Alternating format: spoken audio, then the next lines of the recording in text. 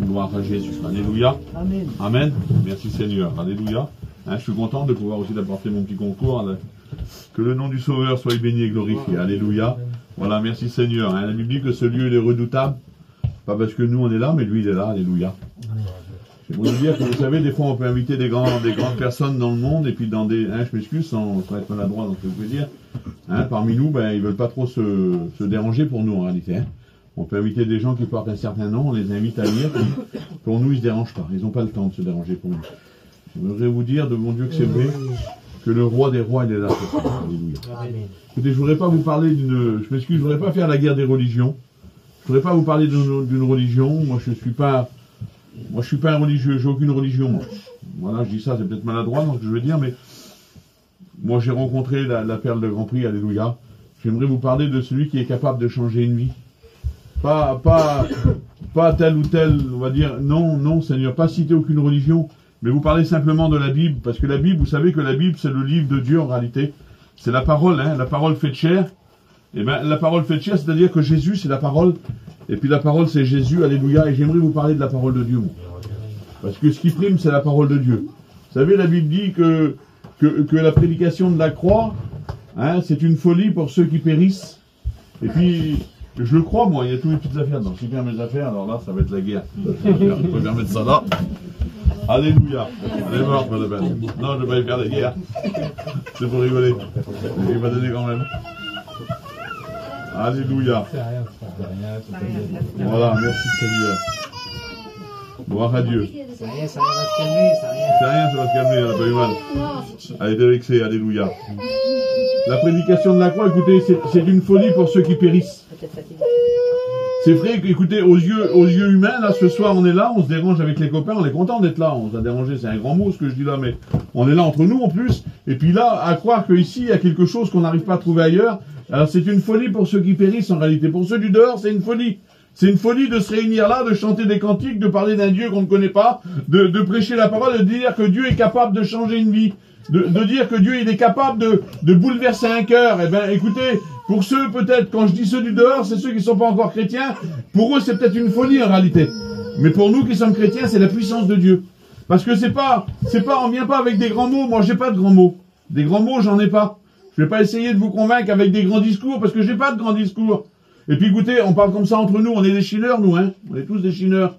À part peut-être les femmes, ils ont moins chiné, mais écoutez, on va, quelqu'un va venir vers nous, il va nous parler, il va nous convaincre, on va se laisser convaincre par certaines paroles, et puis comme la personne va s'en aller, là on va réfléchir nous, parce qu'on n'est pas bête non plus, on s'est laissé avoir sur le coup, mais si on réfléchit un petit peu, on va bien voir quand ça fait avoir. Alors vous savez, écoutez, pour ma part, moi ça va faire 23 ans que j'ai rencontré le Seigneur, ça fait 23 ans que je le suis, vous comprenez bien que je me suis pas fait avoir, sinon il y a longtemps j'aurais changé de direction. J'aimerais vous dire que la parole de Dieu, c'est quelque chose de vrai, alléluia. Amen. Et puis j'aimerais parler d'un homme, je serai pas long avec vous, je voudrais pas être long. J'avais mis un petit mot, j'avais fait un petit message tout à l'heure, et puis quand j'ai écouté les expériences, les témoignages qui ont été donnés, le Seigneur, il en a voulu autrement, il a mis un petit mot sur mon cœur, et puis j'aimerais le partager avec vous, là, en 5-10 minutes, je voudrais pas être long avec vous pour pas vous embêter, mais j'aimerais vous parler d'un homme, c'est dans le livre des Rois, chapitre 2, c'est dans 2 Rois 5, vous connaissez pour la plupart. Ceux qui ne connaissent pas, je vais vous faire la lecture du texte, c'est marqué dans la parole de Dieu. C'est dans 2 Rois 5. Il nous dit ça, Naaman, chef de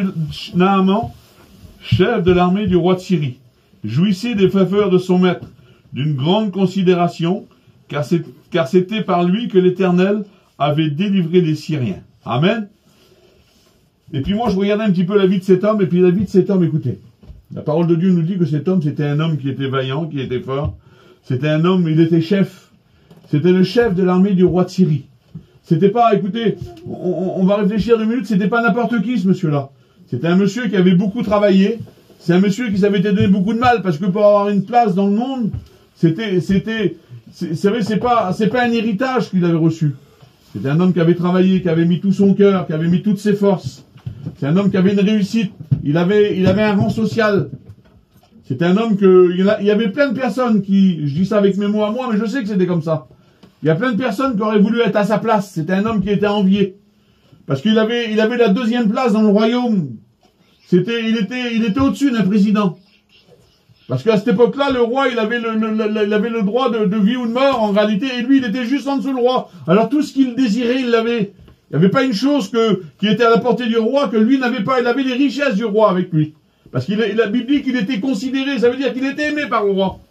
C'était un homme, écoutez, c'était un homme qui était vaillant. C'était un homme, écoutez, c'était pas un tyran, Naaman. C'était pas un dictateur. C'était pas un homme qui était fort, qui voulait imposer sa loi. C'était pas un homme comme ça, en réalité. Parce que son nom veut dire agréable. C'était un homme qui était agréable. C'était un homme qui était aimé par le peuple. C'était un homme qui était bien vu par le peuple. Vous comprenez? Il y a plein de personnes qui auraient voulu être à sa place, et puis je le pense, moi, c'est pas marqué dans la parole de Dieu. Mais je pense qu'il y a des personnes, écoutez, ils auraient aimé passer un petit moment avec lui. Ils aimaient le recevoir chez lui parce que c'était une personne qui avait un rang et qui était gentil. Et puis pourtant, Seigneur, il avait une réussite sociale, il avait tout ce qu'il fallait, lui. Il avait tout ce qu'il fallait, il avait besoin de rien. La Bible ne parle pas de son âge, mais ça ne devait pas être un homme qui devait être âgé, à mon idée. C'était un homme qui était en pleine force de l'âge, il avait besoin de rien, lui. Il était en sécurité, il avait les moyens, il avait tout ce qu'il fallait. Mais regardez ce que dit la Bible. Regardez cet homme-là. Regardez ce que dit la parole du Seigneur. Alors je le relis pour vous.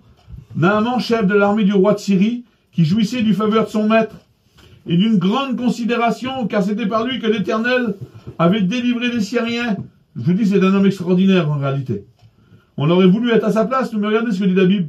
Mais cet homme fort et vaillant était lépreux. Écoutez, j'ai marqué ça comme ça, moi. Cet homme fort et vaillant, il était lépreux. Mais cet homme était lépreux. Ben, j'aimerais vous dire quelque chose, moi, devant Dieu, que c'est vrai. Ma compagne vous a témoigné tout à l'heure. Hein, on n'est pas des déséquilibrés non plus, on est sur la terre. Hein, on sait aussi laver un mur aussi. Puis on fait tout pour le laver avec, vous avez bien compris. On ne dort pas en dessous des caravanes, on a une caravane, on dort à l'intérieur. Mais écoutez, j'aimerais vous dire que sans Dieu, là, pourtant cet homme-là, il avait tout, mais il y avait un mais dans sa vie. Eh ben, j'aimerais vous dire devant Dieu que c'est vrai. Qu'aujourd'hui, là, dans notre vie de tous les jours, là, il y aura toujours un mais. On ne sera jamais satisfait à 100%. On ne sera jamais pleinement satisfait de notre réussite sociale. On ne sera jamais pleinement, parce que regardez ce que dit la parole de Dieu. Regardez, il y aura toujours un mais, j'ai marqué ça. La Bible dit que tous les fleuves vont à la mer, et la mer n'est jamais remplie. Ça veut dire que, écoutez, aujourd'hui, là, si nous, on va avoir un rang, si on va avoir une façon un rang dans la vie, la sociale, eh ben, on va se donner tout en œuvre pour réussir, vous avez bien compris. Et puis même le jour qu'on aura cette petite réussite à notre niveau à nous, là, qu'on aura, hein, on va dire, allez, on va être un petit peu à l'abri, on va dire, avec mes mots à moi, mais il y aura toujours un mais. On sera, Seigneur, j'aimerais poser la question, puis répondez dans votre cœur, là, est-ce que vous êtes satisfait de votre vie? Est-ce que la vie vous a satisfait? Aujourd'hui, on veut, c'est une façon de parler ce que je vais dire, mais on est comme vous, moi je suis comme vous. On veut une caravane, on l'a la caravane, 8 jours après c'est fini, on l'a, on n'y pense plus. On veut un véhicule, on l'a, 8 jours après on n'y pense plus. Et puis c'est toujours comme ça, c'est toujours à recommencer, toujours à recommencer, toujours à recommencer. Il y aura toujours un mais en réalité. On sera jamais satisfait. Et puis cet homme-là, lui, il avait cette réussite, et puis je voudrais pas mettre trop long avec vous, mais il y aura toujours quelque chose qui va lui manquer dans sa vie. Pourtant, Seigneur, il avait plein de personnes qui auraient voulu être à sa place, mais dans son cœur, il était malheureux. Peut-être, écoutez, qu'aux yeux des gens, on a une belle apparence, parce qu'on soigne beaucoup l'apparence extérieure. On soigne beaucoup l'extérieur de l'apparence. On essaye d'apparaître en réalité. Mais comment quel est l'intérieur? Comment quel est l'intérieur de ta vie? Seigneur, réponds, sois franc entre toi et toi en réalité là. Parce que écoutez, j'aimerais vous dire que le Seigneur, il est là. Le Seigneur, il est présent là. Écoutez, moi, je vois vos visages. Vous voyez mon visage, vous. Mais lui, il sonde les cœurs et les reins. Il connaît ton cœur. Oui, mon Dieu, que je te prêche, il connaît ton cœur. Il connaît la pensée de ton cœur. Il sait à quoi que tu penses, là. Il connaît ton cœur et puis il connaît les battements de ton cœur. Il sait tout, lui, parce qu'il est Dieu. C'est lui qui nous a créés. C'est lui qui nous a formés. Et puis, regardez. Seigneur, tous les fleuves, là, c'est-à-dire que toutes les choses de la vie, là, on va prendre toutes les choses du monde, là, on va essayer de les prendre dans notre vie pour nous satisfaire, en réalité. Mais on ne sera jamais satisfait. Vous savez, dans le monde, les artistes du monde, hein, moi, je vois Johnny Hallyday parce que je le vois, là. C'est un homme qui avait une réussite, qui avait un rang social, c'était un homme qui avait, si vous voulez, il y a plein de personnes qui l'auraient peut-être envié à ce monsieur-là. Mais ce monsieur-là, écoutez, il fallait qu'il prenne de la cocaïne, il fallait qu'il prenne de la drogue, il fallait qu'il prenne de l'alcool, il était jamais satisfait. C'était un homme qui était malheureux, en réalité. Il avait beaucoup d'apparence devant les autres. Moi je le connais pas personnellement. Je l'ai jamais vu. Mais je sais, j'ai écouté parler, hein. C'était un homme qui était gentil pour les autres. C'est-à-dire, c'est vrai, je l'ai écouté à la télé. Il achetait des motos, il les donnait à ses copains, il donnait tout à ses copains. Il avait pas plus gentil, mais comme il était chez lui, tout seul, là. Comment qu'il était son cœur. S'il aurait été, écoutez, soyez, Seigneur, soyez un petit peu, excusez-moi dans les mots, ce que je veux dire, mais réfléchissez 5 minutes. Si un homme comme ça aurait été satisfait de sa vie, s'il aurait été comblé de sa vie, est-ce que vous croyez qu'un homme comme ça aurait pris de la drogue? Est-ce que vous croyez qu'un homme comme ça aurait eu besoin de prendre de l'alcool et puis prendre des choses que je ne sais pas ce qu'il faisait? Est-ce que vous croyez qu'il aurait été capable, s'il en aurait besoin de le prendre? Ça veut dire qu'il n'était pas satisfait dans sa vie, lui. Ça veut dire qu'il avait peut-être aussi une réussite sociale, mais dans sa vie, il n'était pas satisfait. C'est un petit peu comme cet homme-là, là. Il avait une réussite terrible. Mais à l'intérieur, il n'était pas satisfait. Et puis le Seigneur, écoutez, il veut pas soigner l'extérieur, lui. C'est pas l'extérieur qu'il veut soigner, quoique Dieu est capable de soigner l'extérieur. Mais le Seigneur, ce qu'il veut soigner, c'est l'intérieur. Écoutez, on peut faire beaucoup de choses dans le monde. Mais l'intérieur, là, c'est impossible de la soigner. Il n'y a que lui qui est capable de le faire. Il n'y a que Jésus qui est capable de le faire. Devant Dieu que lui, il est capable de le faire. Si j'aurais le temps, je ne veux pas le faire, ça serait beaucoup trop long. Mais je pourrais vous donner des centaines d'expériences. Je pourrais vous donner des centaines d'expériences des personnes qui ont fait la paix avec Dieu et que Dieu a changé totalement leur vie. Amen. Je serais capable de le faire. J'en connais des centaines. J'ai vu la main de Dieu agir des dizaines de fois. Parce que Dieu est tout puissant. Alléluia. Amen. Et puis écoutez, regardez ce que la Bible dit. Regardez, c'est marqué comme ça dans l'évangile de Luc, chapitre 12 et verset 15. La vie d'un homme ne dépend pas de ses biens. Même s'il est très riche. Écoutez, même s'il a beaucoup d'abondance. Même s'il a tout ce qu'il faut. Ça dépend pas de sa vie ne dépend pas de ça en réalité. Vous savez, c'est un homme qui a dit ça un jour. C'est pas marqué dans la Bible ce que je vais vous dire. Mais ça pourrait être marqué en réalité. Parce qu'en réalité, c'est comme ça. Il a dit que dans le cœur de l'homme, là, il y a un vide. Et ce vide-là, il est en forme de Dieu. C'est pour ça qu'il y a des gens, ils essayent de prendre... J'ai essayé de le satisfaire, moi. Écoutez, j'ai rencontré le Seigneur, j'avais 30 ans. Et puis, comprenez bien que avant d'aller... De donner ma vie à Dieu, j'étais dans le monde et j'ai fait ce que le monde me présentait aussi, moi. J'ai fait tout ce que je pouvais faire. Et puis j'en ai fait ma part, écoutez-moi. J'en ai fait ma part. Et ben, c'était toujours à recommencer. Toujours à recommencer. Toujours à recommencer. Et puis j'étais jamais satisfait, jamais une satisfaction dans mon cœur. J'ai jamais été satisfait 2 jours de suite. Il fallait toujours que je recommence les choses que je faisais afin d'être satisfait en réalité. Et puis c'est pour ça que cet homme-là, il a dit ça, que dans le cœur de l'homme, il y a un vide. Il est en forme de Dieu. Amen. C'est pour ça que les gens aujourd'hui, ils essayent de mettre, je sais pas, Seigneur, il y en a qui mettent l'alcool, il y en a qui mettent la drogue, il y en a qui le font, hein, il y en a plein qui le font malheureusement. Il y en a qui essayent de mettre, je sais pas, moi, les sorties, ils essayent de mettre, mets ce que tu veux. Mets ce que tu veux dans ton cœur, mets ce que tu veux dans ta vie. Ils essayent de le combler, ils essayent de combler leur vie. Mais, Seigneur, c'est comme un puzzle. Vous avez vu un puzzle? Vous avez vu, il y a 1000 pièces, là. Et puis on essaye toujours d'en mettre une, mais c'est pas la pièce là, elle va pas dedans, elle. Alors vous pourrez prendre toutes les pièces et les mettre. Si vous n'avez pas la bonne pièce, vous serez pas capable de le faire. Bien sûr. Et bien là-dedans, là, il est en forme de Dieu, lui. Amen. Il n'y a rien qui peut combler un cœur. La seule chose qui est capable de combler un cœur, il s'appelle Jésus. Amen. C'est pour ça que cet homme-là, écoutez, qui était là, il était lépreux, lui. Et puis, Seigneur, je ne voudrais pas m'étendre de trop, en réalité. Mais la parole de Dieu nous dit que cet homme-là, il avait ramené chez lui une petite chrétienne avec moi, une petite fille qui était captive du pays d'Israël. Et puis, regardez, elle va voir ce qui se passe dans la maison, là. Elle va voir que Naaman, c'était un homme qui était malade. Parce que Naaman, comme il a enlevé sa cuirasse de soldat, on va dire, elle avait vu qu'il était malade, cet homme-là. Et puis elle va faire un petit peu comme les chrétiens font, là. Ils vont dire ça. Elle va dire, si mon Seigneur, il irait là-bas, en Syrie, là-bas, en Samarie, je veux dire. Là-bas, nous avons un prophète qui serait capable de le guérir. Et c'est pour ça que les chrétiens, ils essayent de témoigner en réalité autour de vous. C'est ce qu'on essaye de faire. Et puis la parole de Dieu nous dit que cet homme-là, il va prendre un char avec des hommes. Il va prendre beaucoup d'argent. Il va prendre de l'or. Parce que c'est ça en réalité dans le monde. Si on veut satisfaire, il faut beaucoup d'argent. Et lui, il va prendre une grande quantité d'or et d'argent. Et puis là, il va faire un grand voyage. Là, il va descendre là-bas. Il va aller là-bas, et puis comme il va arriver là-bas, dans ce pays-là, lui, il croyait, vu que c'était Naaman, parce que c'est un petit peu l'orgueil de l'homme, ça, vu qu'il avait un rang social un peu élevé, il voulait pas s'abaisser, lui. Et puis la parole de Dieu nous dit qu'il va là, il va se présenter, là, puis il va même pas descendre. Et puis là, le prophète va le voir, il va dire à son serviteur, va lui dire qu'il se trompe 7 fois dans le journal. C'est aussi simple que ça, l'évangile. Il y en a qui croient que c'est compliqué, l'évangile. Naaman, tu veux être guéri, va te tremper 7 fois dans le journal et tu seras guéri de ta lèpre. Et puis la parole de Dieu nous dit que Naaman va s'en aller, il va être furieux. Il va être furieux parce qu'il va dire, pourquoi là? Moi j'aurais cru qu'il aurait sorti vers moi parce que moi je suis le grand Naaman, qu'il aurait dit une potion magique, je sais pas moi, qu'il aurait levé les mains au ciel et puis que j'aurais été instantanément guéri. Moi je suis Naaman, je sais pas n'importe qui moi. Et puis la parole de Dieu qui va s'en aller, il va s'en aller furieux. Et puis là il y a un de ses serviteurs qui va être avec lui, il va dire, si tu aurais demandé quelque chose de difficile, est-ce que tu ne l'aurais pas fait en réalité? Oui, mais il va dire, oui, mais chez nous, là-bas, on a, je sais pas, on a les fleuves, on a plusieurs fleuves, nous aussi, on a nos religions, pourquoi ça serait pas comme ça? Non, c'est pas ce qu'il t'a demandé, lui, il t'a demandé de descendre dans le Jourdain.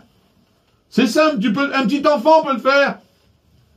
Vous savez, le Seigneur, il va pas nous demander des choses qui sont au-dessus de nos forces. Tu descends en bas, là, et tu seras purifié.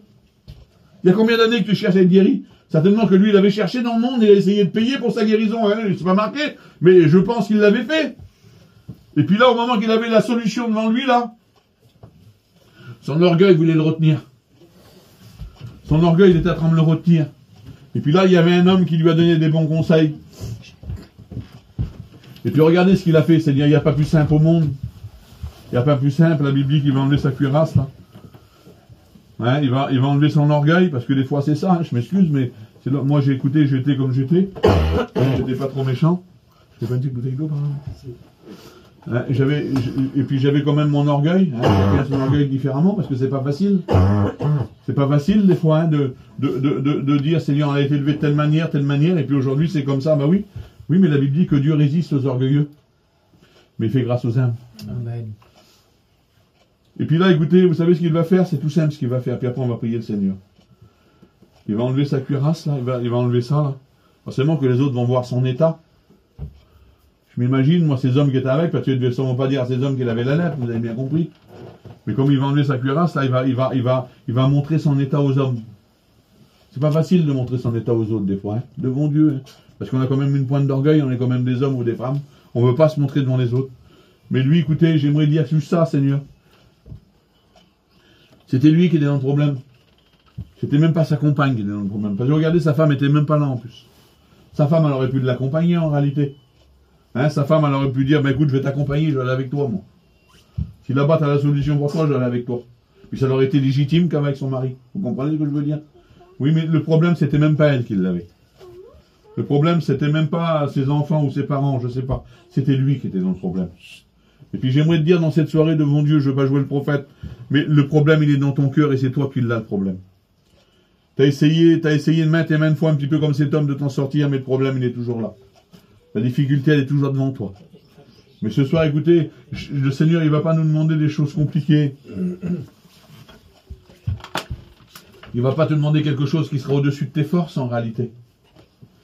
La Bible dit que lui il va enlever son orgueil. Et puis il va écouter, il va être à l'écoute de la parole. Il va descendre 7 fois là. La première fois, il n'a pas été guéri. La deuxième fois, il n'a pas été guéri. La quatrième fois, la cinquième fois, la sixième fois, il n'a pas été guéri. Parce qu'il faut aller jusqu'au bout de la parole. Et puis la parole de Dieu nous dit que la 7e fois, quand il va se tromper dans l'eau, quand il va sortir, sa chair là, elle va redevenir comme celle d'un petit enfant. Le Seigneur l'aura totalement guéri, alléluia.